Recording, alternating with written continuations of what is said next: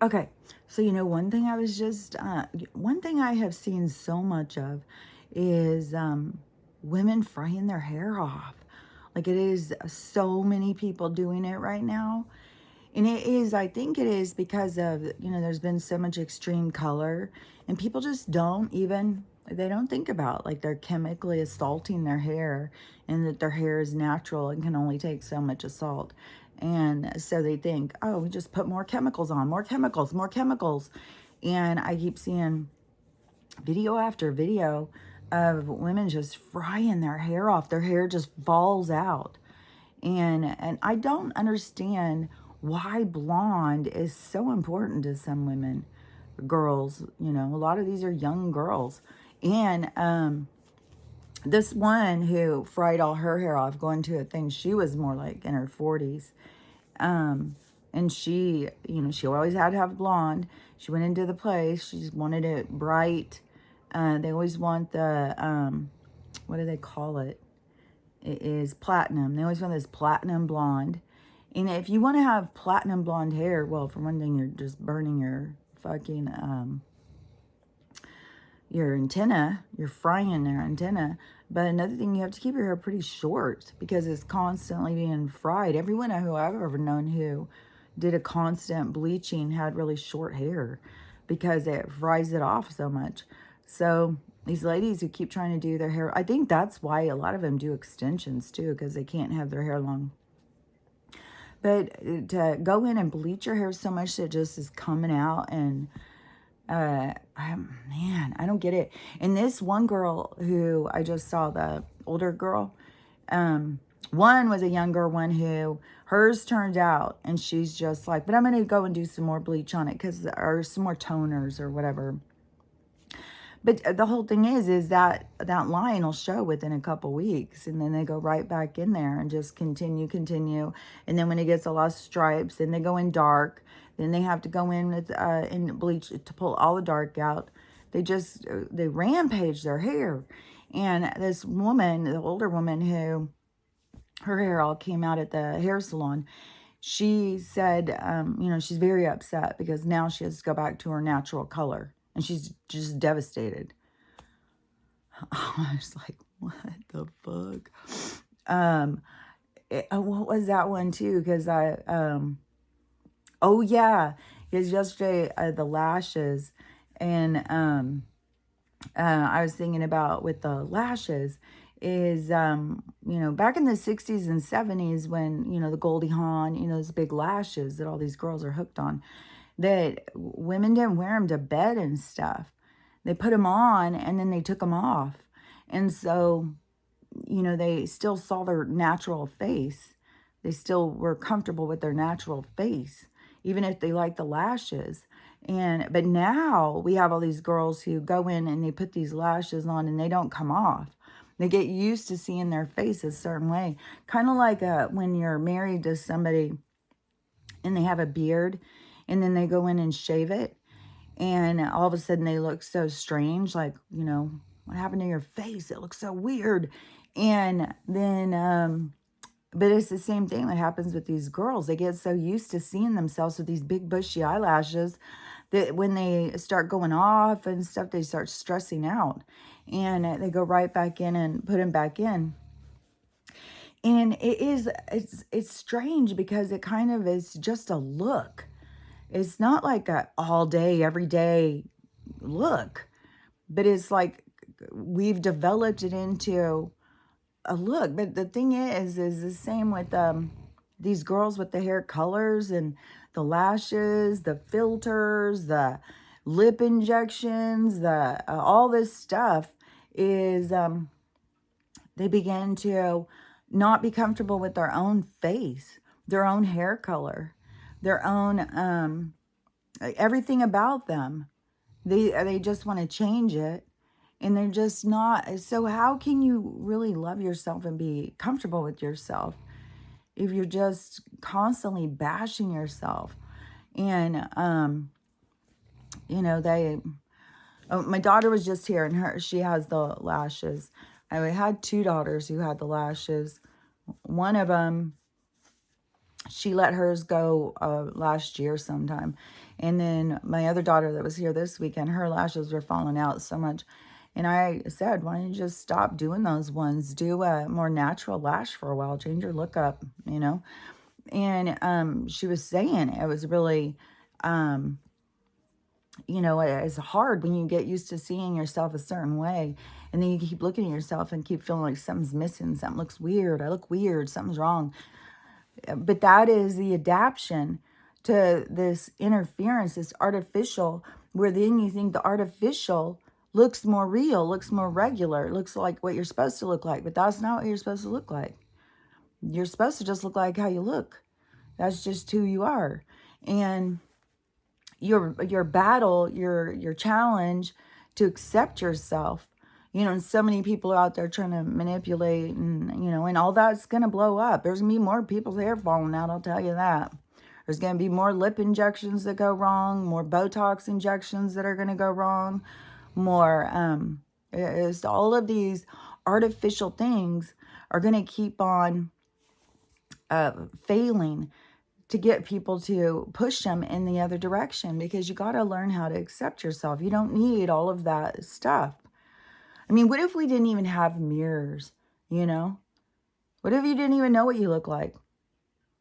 You know? Think of the freedom to not even, you know, not have the TV tell you what the perfect girl looks like, the perfect guy, the one we should all love. Then, you know, if we didn't have that to interfere with our perspective or our perception of who and what we are. But, you know, especially with mirrors, and I have a lot of mirrors. I like mirrors. I like to go in and see, you know, what does this look like? What does that look like? But I do think that, you know, a lot of people would probably be better off if they didn't just get so focused. I know, like, when I was younger, man, I just could not stand how I looked. I thought I was so strange looking. And, you know, it was like troubling. You just feel like you're so strange looking. You feel like everybody's always looking at you. And I constantly was trying to change my hair. You know, do all different things. Like I'm definitely not one of those people that you go back and look through their pictures and go, man, they never changed their hair. They have the same hairstyle their whole life. Oh God, that's so many. It's almost funny.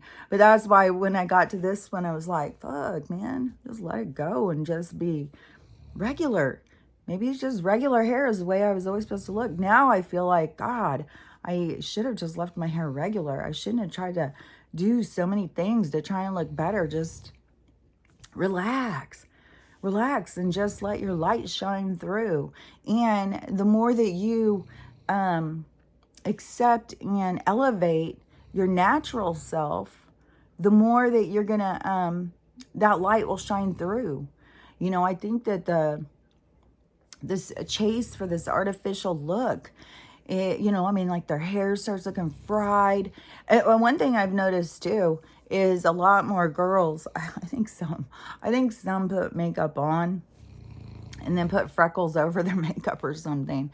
But a lot more people are starting to be like, man, I want to see, you know, I don't want to just look like a porcelain face that has no, just a white out face of, you know, well, they put on the shading and all that stuff, but still it takes away all of your natural tones of your face and the markings and stuff. And you got to remember too, is the markings in nature, the beauty is the imperfections. That is what's beautiful. And so the more that people can accept their own imperfections, and, you know, it's like, you know, ride them through the town square. Don't be embarrassed of your imperfections. Own them, you know. Treat them like they're gold. That makes you special, you know. So the more that people really get into that, I've seen so many girls, so many girls now trying to do a fresher, freckly face. They've even made a filter for it, of course.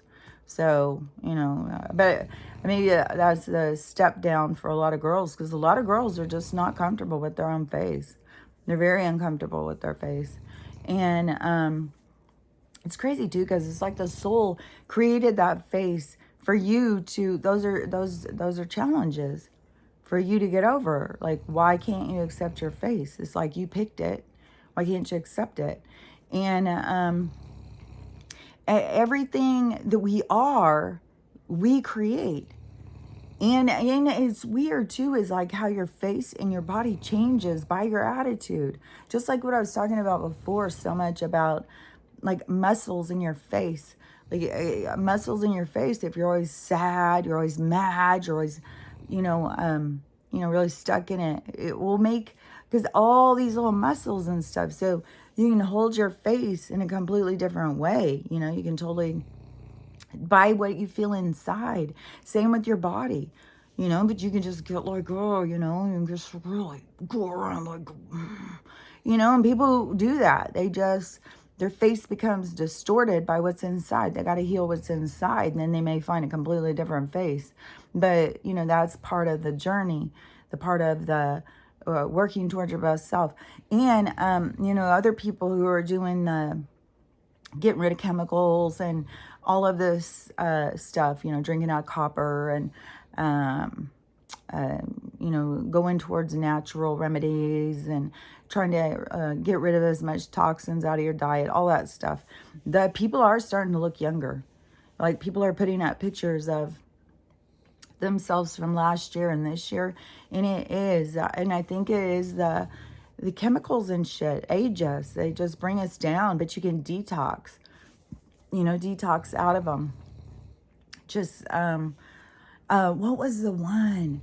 Because it's blown me away how my veins have changed. That is really, I'm really excited about it, because it really bothered me. Because I always had, I was always like a long, lanky person. I had big veins, but I didn't really have a lot of muscle or whatever, and so my veins would show. So back then, I think I was more like embarrassed, like, oh my God, I'm so veiny. And but then all of a sudden, when it started being where they couldn't get a vein, I started being very concerned, like, how could that be? I've always had these giant ass veins, so what the hell is going on? But and then going through all that, I'm telling you, it was like, I think it was like a 15 years at least. I bet you, man, it was a long ass time. I think 15 years for sure is how long my veins were really bad. Now they've come back, and they're all big and bouncy, and oh yeah, cayenne pepper. So cayenne pepper isn't just good for a heart attack. Like, if you feel like you're having a heart attack, you're supposed to take a spoonful, or not a whole spoonful, you would choke to death. I think a pinch or something of cayenne pepper. Get some cayenne pepper inside you. You know how they used to say, take an aspirin, take cayenne pepper. And then it opens up all of your stuff. It can stop a heart attack. And so another thing that it is good for is it gets all of the plaque and crap out of your veins, and it turns arterial sclerosis the other direction. Like, all these things, like natural remedies, can actually heal us. The stuff they give us make us sicker, sicker, sicker. And the stuff you can get natural can actually heal you. So the cayenne pepper can turn your veins back around. And I have used cayenne pepper for a long time, put a pinch in the kombucha I make. And now I'm thinking, I wonder if that had something to do with it, because of the, I don't know. I just know that I've got things that are turning around. Oh, and I saw a video yesterday of a med bed. It was really cool. I'm assuming it was one. It said med bed, and it showed a person in it, and it looked like what I know of them to look like more. It is like a big capsule kind of thing, kind of like a. It's like out of the sci-fi movies. It's like a big capsule thing, and it opens, and you go in and you lay down, and it closes. And this, I didn't know that it did this, but it starts spinning. Not real fast, but I was like, man, that's weird. Like, that seems like it would make you, but I don't know. And maybe that wasn't even one. It said it was one, but there's so many people out, there's somebody who came out into my comments even and said the awakening isn't real and stuff like that. I said, well, I'm probably not the channel for you then, because that's my platform. Because the awakening is real as far as I'm concerned. The awakening is very real. I mean, compare where people who aren't awake yet. Their conscious awareness. Like, that is the whole thing. They're not consciously aware of their environment. They are playing a part in the game. So the awakening is to pull them free from the game and get them consciously aware of who and what they are in this place and stuff. So, that's my platform. That's how I see it. And if you don't, then, I'm sure there's lots of channels out there. You can find somebody who's in alignment with how you see things. But yeah, I'm all about the awakening. That's what I believe everything's for, is the awakening, and for moving us into the age of Aquarius, because you can't just take a bunch of broken people, put them in a new room and think you're going to have a different scenario. The people have to go through the healing. They have to go through the challenges to get to the place, to go into the new room. Otherwise, it's the same room. So, we have to go through this stuff. This is the Great Awakening. It is each person getting, shoved over like, your turn, your turn, your turn. And each person, I just saw this video of this man, an older man, and he was crying. And he was saying that he just figured it out. He said, I can't stop crying. I just figured it out. I'm just like, I am so... And so he just realized, like, about matter and energy, and we're not really here. It's impossible, because it's impossible when you understand about atoms and all of the matter and the vibration and stuff. This is an illusion. We're not really here. And our consciousness is here. Our consciousness is using the vehicle to gain a knowledge through the experience. But anyways, there's going to be more and more of that. It is. It is very devastating when you realize, and you think you're flesh and blood. You think that you're here for, a lot of people aren't really quite sure why we're here. And it's like trying to figure out why we're here. And then you have them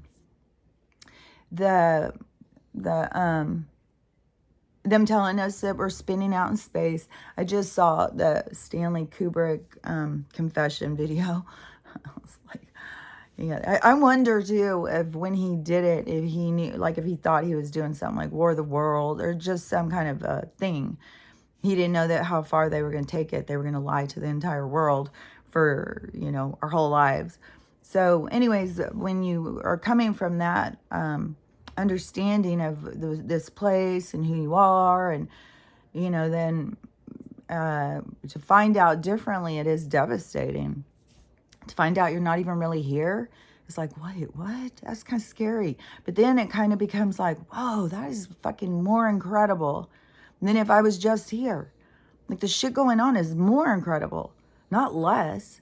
But, you have to process. You have to go through it. And it's scary for your whole world to be ripped upside down. And there's people who keep sharing the videos now, just like, why didn't we see?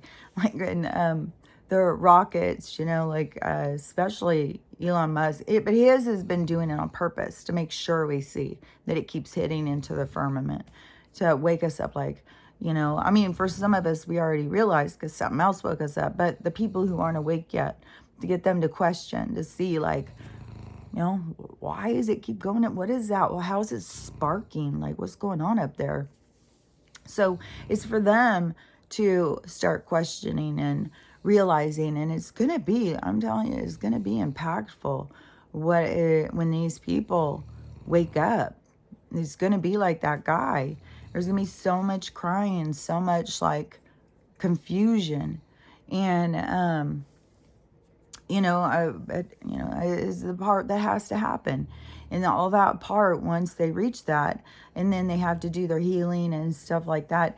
And the healing isn't, like, I see these people, like, you know, oh, you're not broken. You're a perfect soul. There are this illusion you need to heal, to be different, to be better.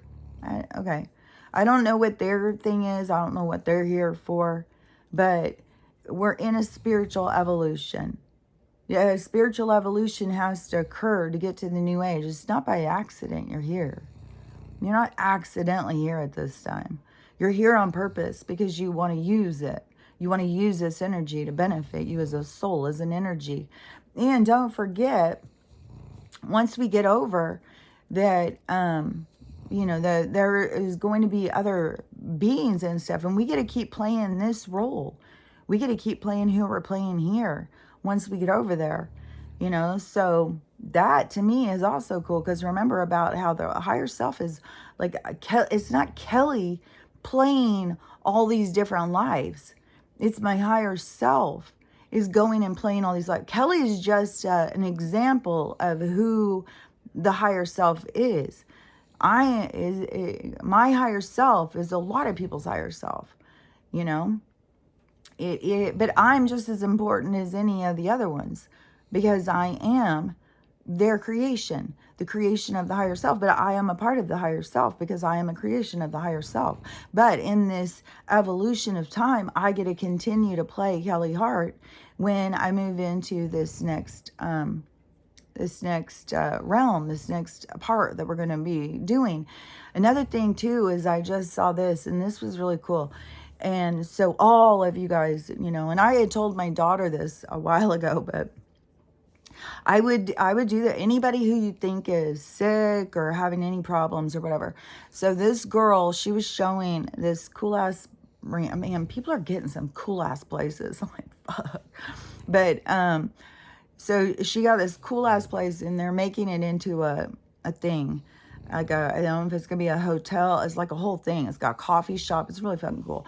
But anyway, so when they had, she was showing that, but then she started saying, it's called like the celestial something, celestial vibe or something. Anyways, so she, they were in one state, I think Utah, because she was talking about the mother-in-law was LDS. And so she said that, but she was dying and they were going to move. So when they were there with her, and she's very religious, she's LDS, total, you know, into that. She told the mom, because the girl who is the daughter-in-law, she's more like me. And so she told the mom to give her a keyword. What did she call it? You know, keyword, the same thing Dolores Cannon had done with the Nostradamus guy. So you tell the person who is sick that you guys are going to have a secret word. Not a keyword, not a secret word. Maybe it'll come to me, the word, because, but, you know, your code word. You're going to have a code word. And so you get a code word, and then so that you can... go to a medium or whatever, so you can make contact, so you can see like, oh, okay, this is real. Okay, I'm talking to them. There's a code word, and nobody can know it. They would have to come out and say, okay, they told me to tell you this word, and then you'd be like, okay, now I know I'm talking to them. So that's fucking cool as shit. So, and who else? I gotta think of his name, because he did that too. He was really into supernatural and stuff. Houdini. He did that like with his mom. I don't know if it was a code word, but there was something. They had a sign that they were going to do. So anyways, this girl did that. And the mother-in-law picked Celestial. And she said she didn't think her mother-in-law would do it, so because her mother-in-law kind of laughed like, okay, you know, and so she picked Celestial. And so they named the place Celestial something. And then she said right after her mom passed that she started seeing celestial everywhere. Celestial, celestial, celestial. And then, and it was an odd, like she thought, you know, maybe she'd pick an easier word, but celestial. But then she started seeing it everywhere. And then she did go to the medium, and she said that she did use the key. So she did make contact. But there's a lot of people When you open yourself up and you realize, like, yeah, they are really there. They aren't gone. It is the game is a vibration, and you have to maintain that vibration. And it is like your soul is only in that game for the part you're supposed to be playing. It's not supposed to just be endless. You're not here just for, you're here for the part you came to play. And so, we don't have control over any of that kind of stuff, like how long you're here. Like when you come in, your soul knows, but the character I'm playing, Kelly, she doesn't know. I don't know what day I'm leaving. And I used to think about this when I was a kid too. I used to think, would we want to know? Would we want to know the day and time? Because think about the pressure leading up to that. I think it has to be a surprise. I think it has to come in, even though it seems like scary, impactful to suddenly be gone unless you get sick. But even getting sick, the challenges are still there for you to get yourself well and healthy. Somebody came into one of my comments and said, then explain, why they can't cure cancer or something like that. And I said that they do all the time. People cure it all the time. And there's doctors who have, and they just get, or behind bars. So, it's a crime, but people do it for themselves all the time. And, but there were so many people in the comments that were saying that too. It was like, because you can heal yourself. So sometimes your sickness is your challenge. It is, what you are here to challenge yourself. Can you overcome the things that, you're dealing with? And the thing is too is, you're not broken in the sense of like what we think of as broken, but you are energy that has interference by not having everything. It is like some of the things, I don't know how to explain them because I'm not that familiar with them, to be able to use it as a reference. But it's the same thing, if having something and then, you got to maintain it. You got to clean it up, like if you imagine your car and you never do anything, you never fix it, you never change the oil or anything like that, and how it would start becoming just really a mess. That is more like, we've gone life. And then who knows too about like this reincarnation recycle, how many people really were trapped? How many people were just like pressured into going back? It doesn't make sense to me though. I know that there's that pressure and stuff, but it doesn't make sense to me about that it could, because your soul has, I don't know, like I understand, like it makes sense to me about the prison planet thing, but not on the same sense as what I hear other people talking about. Like it is more like a contained planet, contained by the vibration, but it's all being witnessed. Like we're not just out here by ourselves. We've got beings all around us. This is a giant experiment, and they're watching to see like, and we've accomplished what we came here to do. And so we're doing good, but each individual, has to still continue to be on its track. And you have this world who keeps wanting to pull you back off of it. They don't want you to accomplish what you are here to accomplish.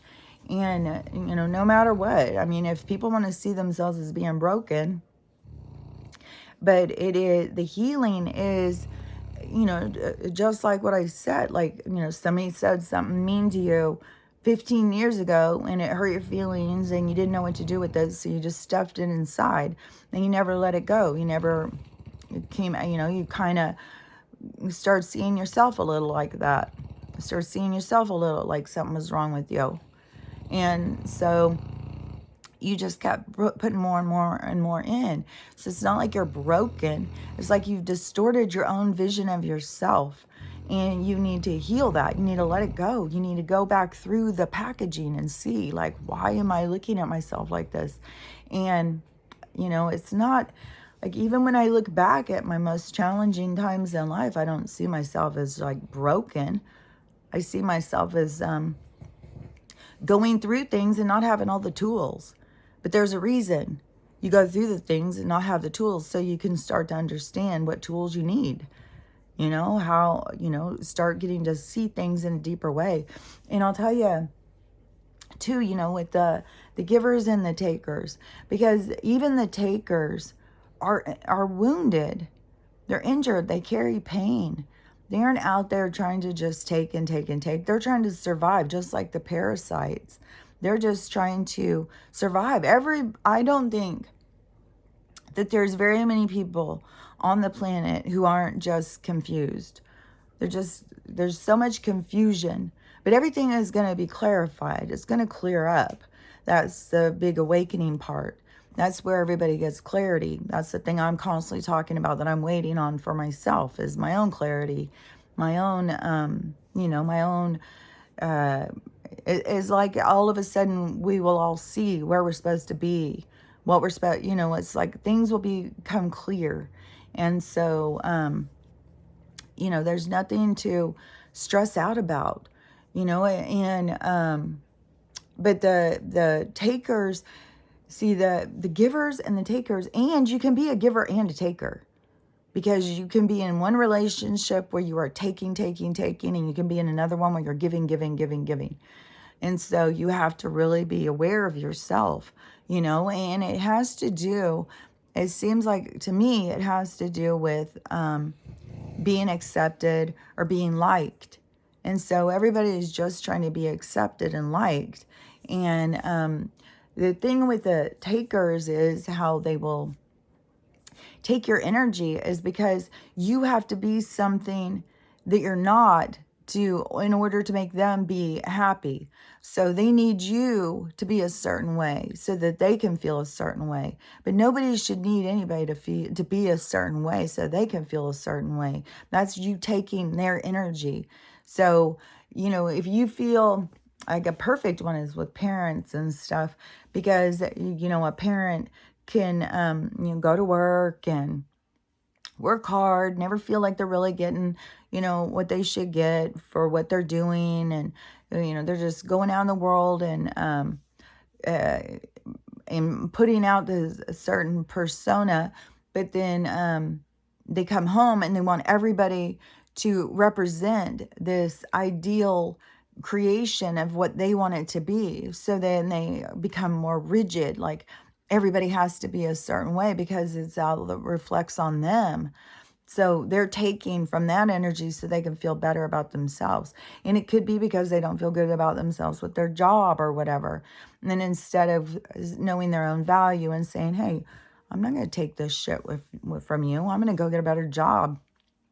And, instead it is put all this pressure on other people to make the person who feels bad about themselves, to make them feel better about themselves. And I think that is where a lot of rage and stuff, like I think a lot of men do this. I think a lot of men get to this, they go out in the work world, it just drains them, takes from them. They have to put on a happy face, bring home a check, and then they'll come in, the wife could say one fucking thing, and it's like, don't even say a goddamn thing. I mean, they're already on the edge. They've already had to keep their mouth shut all day long from some bullshit. And so now they're just irritated. And then, the wife says one thing and he just loses his mind. It's because he's not dealt with all his emotions all day long. He hasn't done healthy. He hasn't been assertive, stood up. And standing up for yourself isn't being a dick. I mean, standing up for yourself can be like, I'm not going to partake in this conversation and walk away. It's not like you have to be extreme. It's not like you have to tell someone else, well, you're a stupid idiot. No, I'm not listening to you, you big old fat idiot. You don't do any of that. All you got to do is say, I'm not going to be a part of this conversation. It's not in alignment with me. If they want to pursue it further, and you say, well, I'll go think about it. I got some shit to process now. And, claim your time, claim your process. Don't let someone push you into something when you haven't even thought it through. Don't be pushed by someone else's emotions. And, I say that, and each person, you have to think for yourself too, because some people have themselves in such dangerous positions that they don't have any choice. But in the back of your mind, start telling yourself, I don't have to put up with this. You got to keep yourself safe.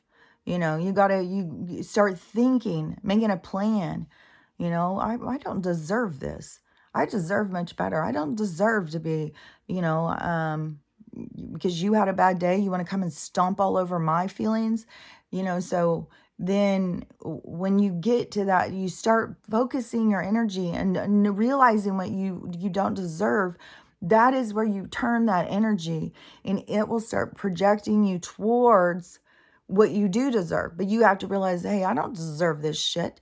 And then on the pathway, the whole time that you are on that pathway, you will be challenged. And as you are going, it's going to constantly be pushing you to challenge yourself. And it can be, your ex coming back, oh, they're so sorry. They'll never do that again. They're so sorry. And, some people, it takes like, I don't know, 7 or 12 times to leave that situation like that because of the guilt and stuff. So each person has their own challenges, but you need to be smart about it. Like, make your plan. Don't be chaotic. Don't be reactive. Be smart and be aware of your environment. And if you live in a really hostile environment, nobody deserves that. You don't deserve to be treated hostile. If you're hostile and you're getting the energy back that you're putting out, then be aware of that. If you're going around and you're hostile all day, yelling at your kids, screaming at your kids, and your husband comes in, he's screaming at you, you guys have created a hostile environment. And everybody's on the edge of their seat. And believe you me, you're creating that. Your kids are going to just turn around and do the same shit. So it is, as a family, start like as a family, like as a dad, I've got some temper problems, and I've got some overreaction issues. So we're going to all work on this together, call me out, tell me, tell me, when I'm making you feel uncomfortable, when I'm making you feel scared, when I'm making you feel like you're walking on eggshells.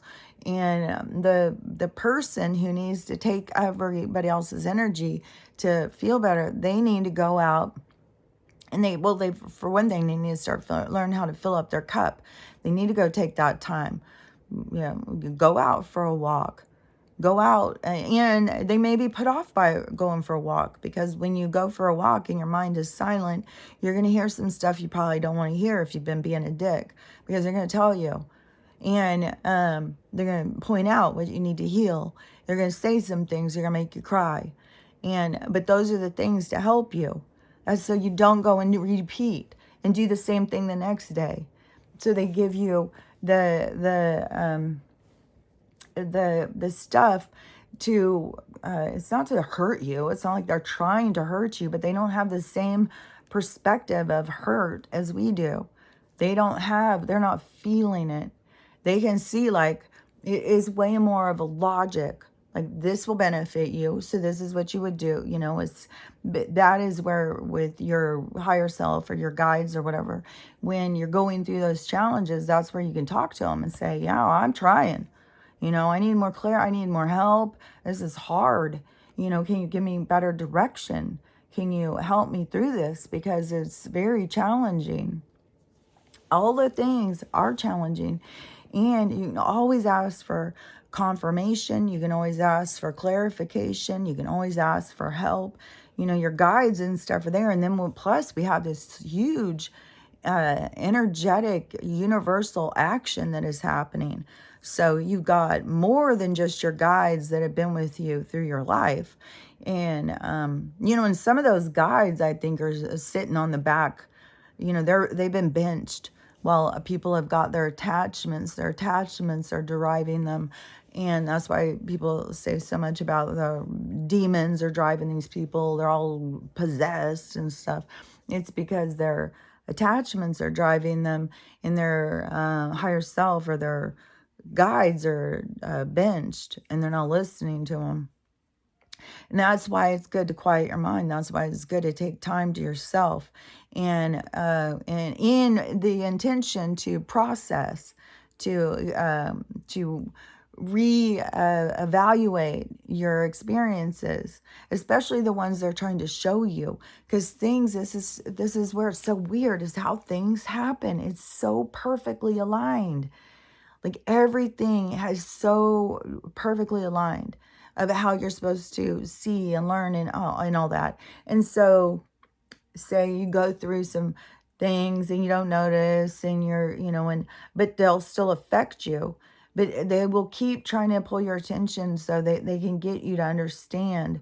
And so it's all just this process. It's really cool because you can have things happening in your life that they are trying to help you with, like prepare you for it or be there after or whatever. They're always there trying to help, but you have to acknowledge that you are aware that they're there trying to help, that they are, and also remember, even, because you got to really use your discernment because of the attachments that are in there just talking. And, you've got a strong relationship with them. Like, they know your ego. They know what you need to hear. They know. Like, they've survived off your energy for a long time. So they know you well. And they know you better probably than you know yourself. And so they know what you want. They know what's going to turn your head. They know all that stuff. And so you have to begin to know yourself. And you have to be like, well, wait a minute. No, I don't want to know. And you got to start saying no. You got to start noticing. You got to start saying, like, well, that's not what I want to happen. Well, I don't want to be more alone. Well, I don't want to say that. Well, that seems kind of ego. Like, start talking to them like, well, I don't know about, and maybe they'll, and this is where it's going to get confusing for people.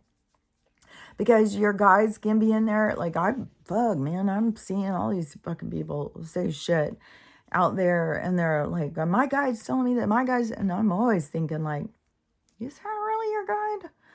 Or is it somebody else? Because some of the stuff, and so many people, out there trying to figure out what's going on. And, when you're trying to figure out what's going on, and they're going to sit there and chatter, just like that one girl who, when she started talking, she thought she was talking to some ancient, what was that? As she called it, like an ancient, earth spirit, an ancient earth spirit or something. And the stuff it was telling her was very self-motivated, self-direct. You got to notice, like, but it was all by discernment. But I mean, they do it all the time. I still hear them. I've sat there before, just like a couple months ago, I swear, I'm sitting there washing dishes and they're just chatting away, and I'm talking. And especially if you find yourself irritated about something or mad at somebody, pay attention to what they say. That is where you can kind of catch them, like, oh, okay, now I know who I'm talking to. And because a lot of times they want you to be, say things that you will hurt somebody's feelings. It's not about hurting somebody's feelings. I mean, you got to be honest. You don't just be, but you don't just purposely hurt somebody's feelings. And they'll do a lot of that kind of stuff because they want to keep you safe. So you can sit there and you're listening and you're thinking along with, you're going with the conversation. And then all of a sudden I'll catch myself, wait a minute. Wait, I don't want to do that. That would hurt somebody's feelings. No, I'm not going to say that. And, just notice, but I think so many people think, oh, well, that came into my mind, that's who I am, I must be a real asshole. No, but you got some asshole attachments. I'm like, it doesn't mean you're an asshole. It just means that you've got beings that rely on you for your energy, and they want to keep you where you are. They don't want you to grow. They want to keep you where they, what's good for them. And so But this is an evolution. I mean, even where people talk about Jesus, and I mean, his whole thing was about enlightenment. And he wasn't sitting there saying, "Well, I'm just so broken, I must fix myself." I don't know why these people are coming and saying like that is insinuating you're broken if you need to heal. It is it's just like your pockets are full. It's like you went on a trip and you filled your pockets with shit. And then you went on another trip and you filled a couple bags. And you went on another trip and you kept adding to bags and pockets instead of emptying them out. So you went each life and you left that life with the pain and trauma that you didn't fix in it. So whatever happened, I mean, and look at the shit happening here. Those has happened in all these different lives. All these things have happened. You've argued with your mom, your kids, your husbands, your boss. It is the same shit through all these lives. And so if I mean, geez, I mean, you can just see. To me, it's all around us. Like the things that traumatize people. It doesn't mean you're broken. It doesn't mean you got broken. Like I've had a lot of bad things to me, and I don't see I'm broken. I see as, there was challenges. Like that thing, the hand you're dealt is a true thing, because you are dealt a hand at birth by everyone who you come across, and that is your hand you're here to play. That's the hand you're here to overcome, to heal those obstacles that came from that hand. And so that doesn't mean you're broken. It just means that those are the challenges you came into the game. Each game, it's like each game, the resetting the game gives all new challenges. But all of this, where we've been in this game, it has all been certain scenarios that we could go in and play so that we could, learn and grow. It's learning and growing. Like, I don't know. How can anything that isn't real even be broken? But energy that is in movement it doesn't want to be held back. It doesn't want to have this thing that holds them back to pain or love or any of those things that, like if you are, in other lives, which a lot of them, a lot of other lives in this period of this age, in this, on this earth plane, there's been so much where, people were separated at young ages and stuff.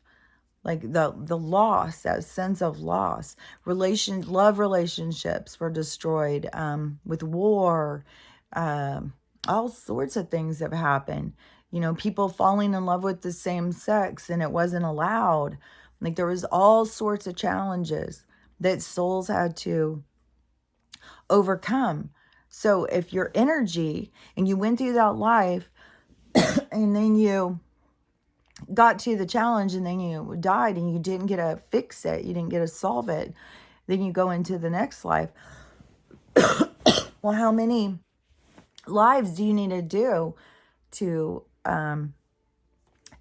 deal with that pain? Because it is pain to lose love. Oh my God, I don't understand how it feels like something just comes in and it's like starts clawing my throat. It's a horrible feeling. So anyways, nobody's broken.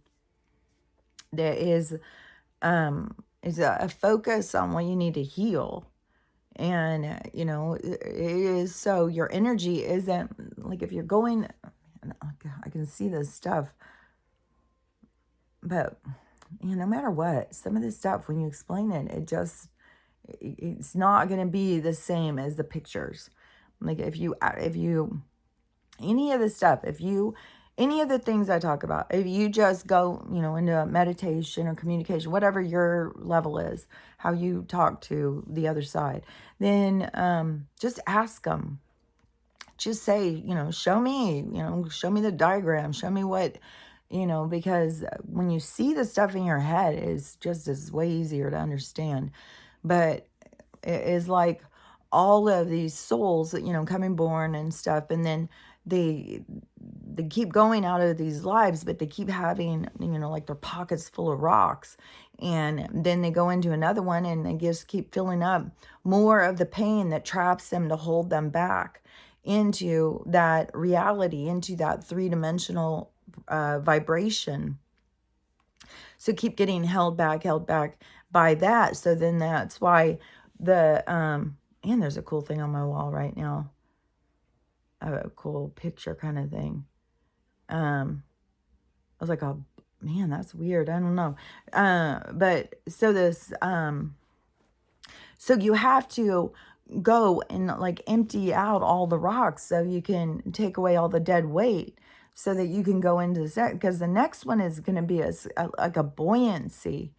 It's going to be like, like the same thing as that girl who was so excited when she got to go meet that boy. And Stella did that yesterday. This one girl, the girl with the dog, she keeps just showing up all the time. She's constantly coming over now, and she's always bringing somebody. And Stella gets so excited. Oh my gosh.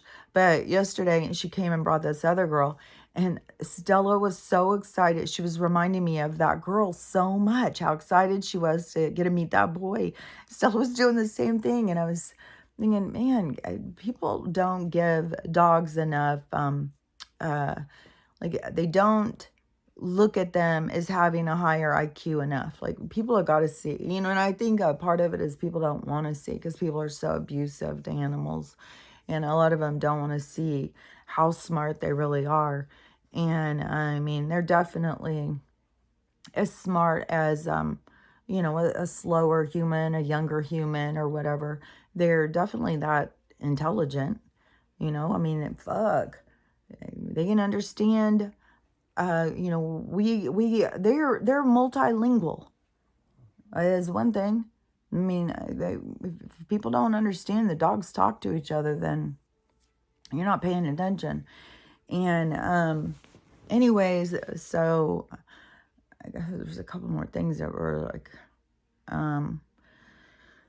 but anyway, so it's not like you're trying to, like you're broken. A soul can't be broken, but you're held back. You're held back by your pockets are too full of junk that you've carried from life to life. And that's why I said you got to empty them out. You got to keep going in and looking for what it is that holds you back, what it is that binds you. Like you can be totally scared of loss because of loss that you've experienced. Like there's people who, in other periods of time of experiences in this age, their whole families have died, out there on our, being out there, being settlers or whatever, and out there working these farms, and there's people who were left out there all alone. Their whole families died. How much loss and loneliness. And so people have gone through that. The trauma, man, the boy, like what in the holy hell? This boy jumping off of, God damn. Like I feel bad for their parents. Like and there's going to be so much of this show with parents right now. There's going to be so much. There's so much because we got to see. Like, there's been so much damage done to these kids, man. And it isn't just, the over-sexualized, the devices, there's a whole bunch of stuff that has really affected this group. This is, to me, it's like the last group of dysfunctional kids that we'll put out into this world.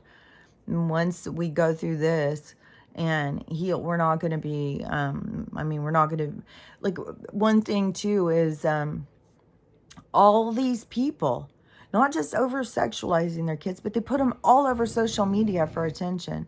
And there's one woman who is always talking about this, how people are just exploiting their kids so much and making these digital footprints that these kids, like, you're making a digital footprint for your child for the rest of their lives.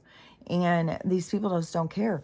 I saw a girl yesterday, and she had her baby with a rainbow onesie, and she, okay, so she's standing up, so the camera's out there, so she's standing, and she has her baby in front of her, holding this baby with this little onesie with a rainbow on it, and she's like, oh my gosh, my baby's gay, I have a gay baby, I have a gay baby, God, I hope my baby's gay, God, I hope please be gay, I know you don't have to be gay, but please be gay.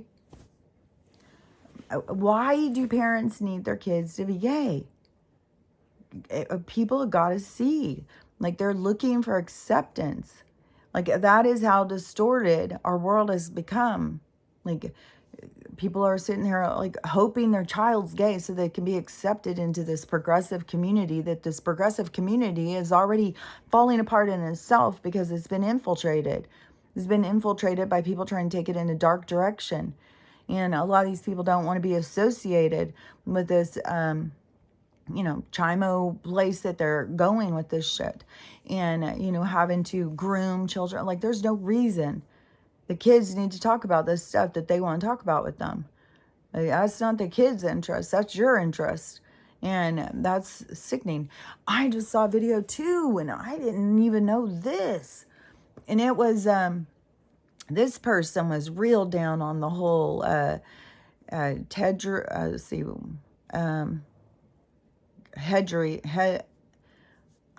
we're trying to think of her name, because she's in the Alfred Hitchcock movies. I think she was in The Birds. It's Melanie Griffith's mom.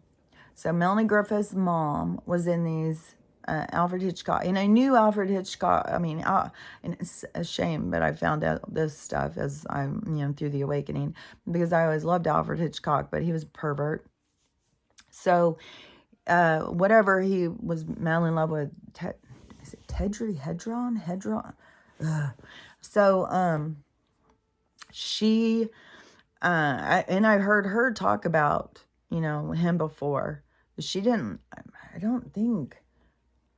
I think this, I don't remember. You'd have to go look up the stories. And,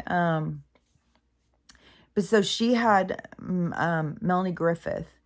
And so when Melanie Griffith was 14, before she was, it sounds like the Hedron, whatever her name is, the Alfred Hitchcock lady, she, was pretty eccentric. Like, she had lions and stuff in their house, and she even would make a lion sleep with Melanie, which ended up Melanie had to get 50 stitches. So, like, there's just some odd things. Like, that's weird shit. Like, your mom's gonna put you in danger so she can be, like, eccentric or something. But so Melanie Griffith was 14 and started dating Don Johnson, who was 22, who then they moved in together when she was 15. And then they got engaged when she was 18, but he cheated on her the whole time. He was always sleeping around. And her mom was all, well, that's cool. They have a special relationship. She's motherfucking 14 with a 22-year-old. And, yeah, now just like, fuck, Don Johnson, you fucking weirdo. God damn. Oh man, somebody else too that I saw the other day who I thought, like, Tony Danza. And you think of Tony Danza just being, kind of a goofus I always think of him in that show with Judith Light, what is her name? She's in all sorts of Lifetime movies. But she was in that show, and so was that fucking girl who's on Twitter all the time. I can't stand now anymore. I used to like her too. It's not Ashley or Al. But she's a total sellout. Both her husbands were from the what is that? It's not called CPP or something like that. It's a like managers and stuff. It's a whole group, and then when you go and look at their building, it's like this total Illuminati creepy ass building. If you look from the top, I can't think of. But it was that show where he was the nanny or something, and the girl was well off. Anyways, it was popular a long time ago. But that's what I think of Tony Danza being, just like that. And so now, he's way older. He's like got totally gray hair. And there was a guy who was just trying to interview him. There's all sorts of, I mean, we've got so many podcasters, so many citizen journalists, like, tons of people, who interview, and, their audience wants to see. And so he was at a place or something, and Tony Danza was standing there, and he asked him a question. It was like a goofy question. It wasn't like a, mean question or anything. And, but it was silly. But the Tony Danza, oh my God, what a dick. Like, jeez, I wouldn't have thought he would be such a dick, especially like you're older now. And it's not like it's not like you're fucking Anthony Hopkins or something. Which Anthony Hopkins was just in that movie I watched the other day too. He was the abusive grandpa, the one with Hugh Jackman and Laura Dern. Anthony Hopkins is the grandpa. So he's the one who beat Hugh Jackman. But anyways, so Tony Danza was a total dick to this guy. And I was just like, man, like, try and be a little bit more humble. Like, god damn, what a fucking ego you got, dude. And there's gonna, more of that. The people who are like just so divisive and so like, I'm better than you, I'm above you, you're a rotten piece of shit. Those people are not gonna, like, I see it all the time in comments and stuff. Like, people are so fucking hateful, and a lot of really hateful Christians and stuff. That is the energy you won't go on. You just won't, It is impossible. You don't take hateful energy into a love frequency. It's impossible. You can't get through the door, like what I've been talking about. You can't get through the gate. You're carrying all this baggage, and you're slow free. How are you going to get in there? You can't. And that's where all these people are, so like a 5D and where they're like, after the solar flash, we're going to be 5D. Well, it is a state of consciousness. It is a state of consciousness. It's how you look at the world. 3D is when you're in the game. You're playing the game. You're just focused on the game. You're focused on that three-dimensional. You're in the dollhouse, and you're just playing in the dollhouse. Then you leave the dollhouse. You go out into the open space. And that is where you go into the 5D, the opportunities of creation. So it isn't like, it's like the same area, it's the same place. It's just different ways of acknowledging your environment, your experience or something. So anyways, but the people who are just focused on that, focused on the game and holding on so tight, it won't just shift you all of a sudden, just magic and shift you into love. You have to do the work. You have to release. You have to let go of things. And it's things from other lives and stuff. And it's sad that they've gotten people to the point where people don't understand that they're a soul, that they reincarnate, and they don't understand all this different stuff. But that's up to the soul. It's up to each individual to figure this shit out, to listen to yourself. And then if you're distracted and you're listening to everybody else and everything else and stuck in the 3D, that is what you get to go and learn about yourself. And you can go and learn that you were just playing a part. You're going to go right up into the other age. But anyways, all I know is that the new age is about love. You're not broken. You're just emptying your pockets. You're healing. You're letting go of shit so that you can become high vibrate, like buoyant. So you can just float above the bullshit. Because when we get into that part, it is not going to be the same as this. It's not going to be the same heaviness, the same density. You're not going to be able to just say something asshole-ish to somebody. Like, it's not, things are going to be very different. What we've accepted in this world is not going to be accepted in the new one. The new one is going to be a standard, of treating people better. And I'll tell you, I have seen so many people like really getting excited about building community with like-minded people, and people seeing potential and stuff.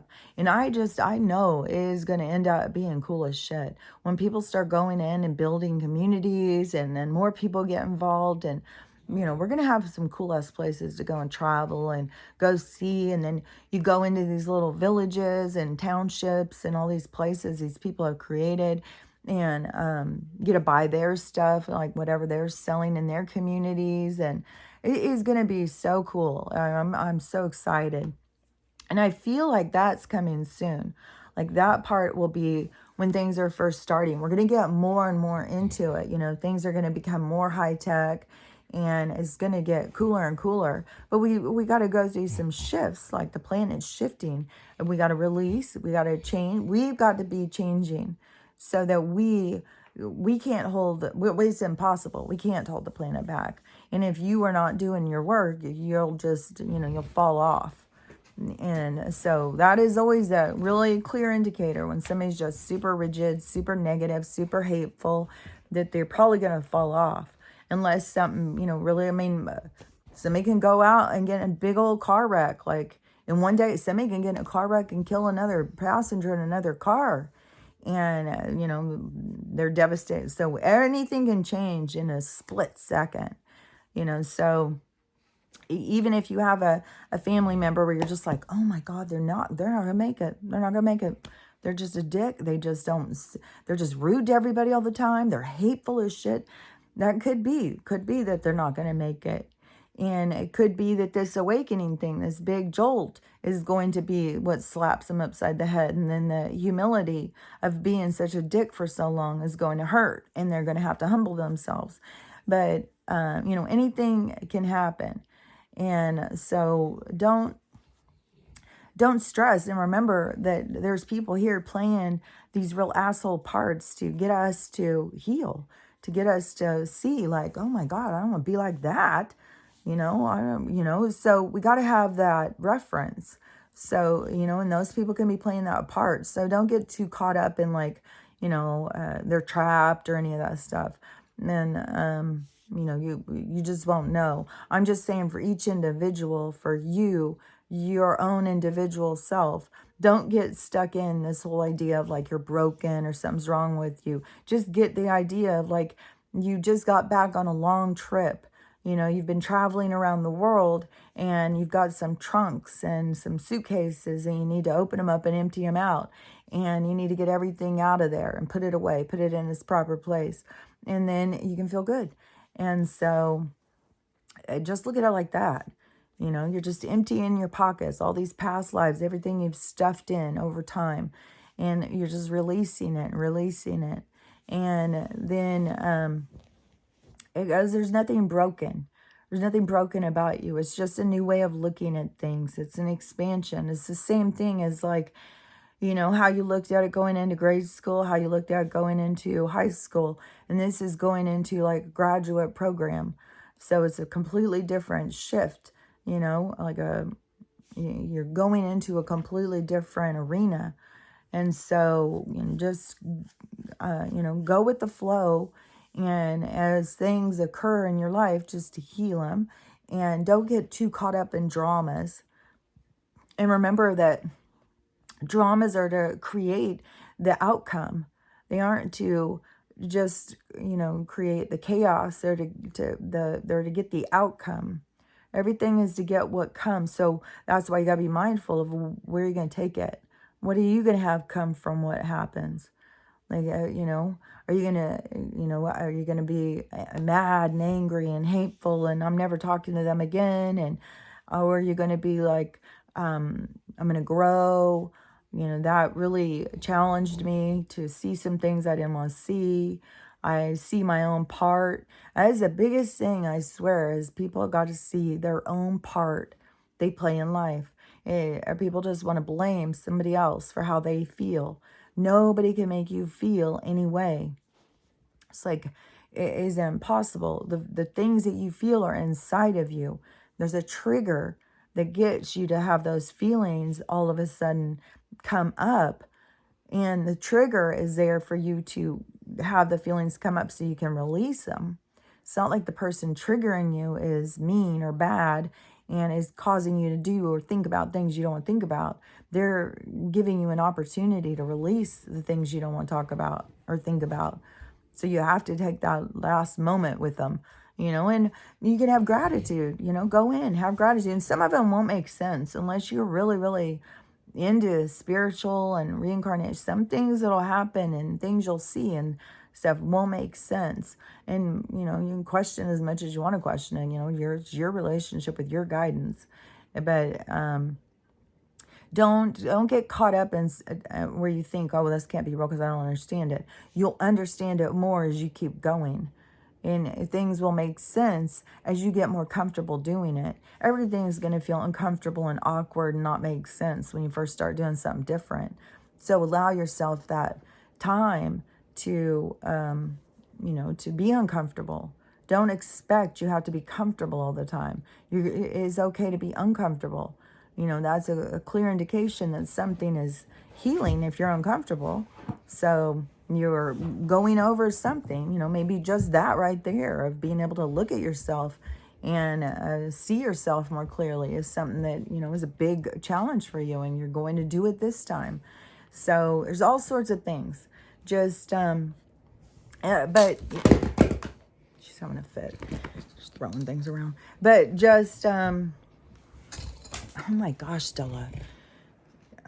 Just remember, I was about to say something and she just threw me off what I was going to say. Oh my gosh, she cracks me up. She is so precious. I love that girl. Man. Well, I don't know. I can't remember. There's a bunch of things, I swear. Sometimes I feel like all throughout the day, I could just go back in and record about this and record about that. There's so much stuff. And don't be distracted. Don't get caught up in all the drama so that you're wasting all the time that you could be healing yourself. I see so many people, the people who really, really live in fear. Like I'll go on TikTok and I'll be going and going and going and going and going and going too. But I'm looking for, okay, so, like there's weird weather going on. Like up here where I'm at, we've got a cold front again. It's fucking freezing as shit. And that is in a few different places. There's, there's always this interference. They want the cold and the hot to hit. Because the cold and the hot hit makes huge thunderstorms and shit. So, and it can be part of what's going on in the change, the climate change and stuff for not the climate change, you know what I'm saying? Like all this stuff is changing. Everything is changing. And so yesterday, even when I went to go walk Stella, the sky looks so weird. And then it had these clouds and you could see the little, the little sun circle thingy. It's silver though. It's not yet orange. But it was weird is so in this part where this hole is where the clouds are. And so it's a thin layer and you can see this. Then on these two parts over here is all this light. So this disc has no light coming from it. It's not even shining or anything. It's just a silver disc. You can see with the clouds. But up here are these bright lights coming out of where? Why didn't this thing light up? So anyways, there's just going to, there can be just some weird shit going on in our skies. And like everything is shifting. So some of it is interference and some of it is natural occurrences. So I don't know. I know that the weather is going bad, but So I go in and I look and just kind of trying to see like what's happening around, like energetically, what's going on. That's where you kind of see what's happening with the people. But so many people are just so, they just get where it's like you're driving down the highway and you see a car wreck, and it's a horrible one, and everybody slows down to look, and you drive by, and you're stressed out like, oh my god, I gotta be more careful, I don't want to end up like that. And but there's a lot of people that just stopped. They all just stopped. They can't keep going. They just stop. They gotta keep staring. They gotta keep trying to figure it out. And so you have a lot of people like that. They're just really stuck, man. And that there's this one lady who keeps talking about Trump being. She is in with the like she's seems like she's friends, maybe like she's with the girl group, who are now women. And so she's talking about when he would come. So she was telling this story, Jeffrey's in the back and she's waiting to go back there, and Trump comes in and he just walks up in front of her, and she said just keeps standing there staring at her legs real pervy like. And she's like, he's just so creepy. The thing is like, yeah, who knows when it was, and who knows how the whole thing, I mean, you've got a group of rich people who did really rotten things and still do. And so there's still rich people who were in the group who didn't want anything to do with it. But still, you would still know those people. You would still go and be until you weren't. And if there was crimes, I mean, I know that when the DA started doing that, he was the only one who called. The DA said, you're the only one who called. And he was there. He was at the parties. He saw what happened. If he was involved, to me, I mean, they've tried to arrest him for all sorts of shit. If he was involved, he would already have gone down. That's how I see it. To me, he was like there to, I mean, if he was sitting there staring at her, maybe he was trying to make her so uncomfortable that she would get up and she would leave. And he was trying to save her that way without coming in and saying, hey, I'm undercover and I'm trying to get there, I mean, we don't know. We weren't there. She is a child in her perspective. But anyways, all this stuff going on, we don't know. We don't know all this stuff. And, I'm not going to worship anybody, but I'm going to still think Trump is playing a part in this whole thing. I mean, he's been playing a pretty significant part this whole time. And so, I'm not going to all of a sudden be like, well, he's a bad guy. Part of my awakening was to see he wasn't the bad guy. All the things I thought of him were all manufactured by media. And so that's why I'm like, well, if he really did this, he would be like, they've done everything they can to take him down. So, yeah, I don't know, but there is, that girl out there saying all of this stuff, trying to turn people against him, and whatever's going to happen. Like, I just saw a whole train thing, and there's all these, army things, like there's so much stuff going on. So, I mean, we're at the time where shit is going to go down. Finally, to me, finally. And to me, it's still like this weekend, I told my daughter yesterday, I said, I'm really, all these different things. I keep telling you, don't go here, don't go there. I don't know. You went to Mexico twice in the middle of this civil war. Like I saw footage yesterday. It's fucking goddamn civil war battle in the streets, like machine guns and shit. It's like, fuck. If this footage is real, it's intense. And then also with the earthquake or the volcano. It's like, I mean, and the perfect timing on her Costa Rica thing. It's like, God damn. So, I said, I'm not going to just tell you, don't go to the parade, but just be aware. Be aware. And so she was she was like, oh yeah, and she starts, because we've already had the Martin Luther King parade in Spokane. Was a bomb planted. Supposedly we have all these white nationalist extremists all live in Idaho and stuff.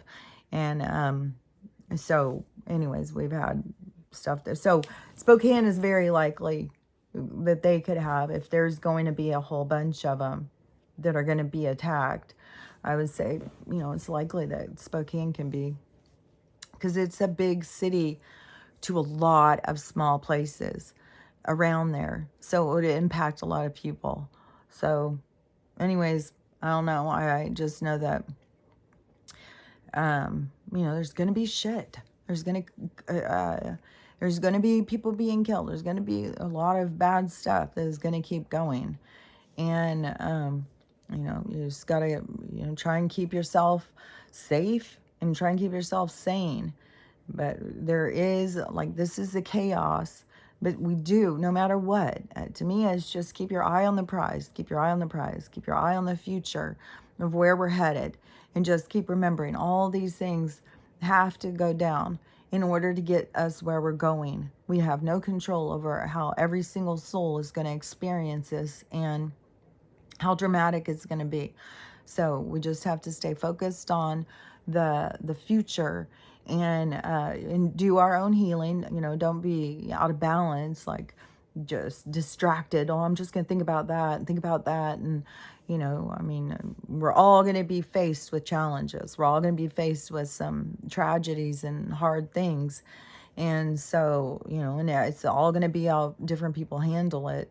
And the more you handle it and knowing that you're in a game and that the people didn't really leave you and they just left the game, then I think you'll feel better.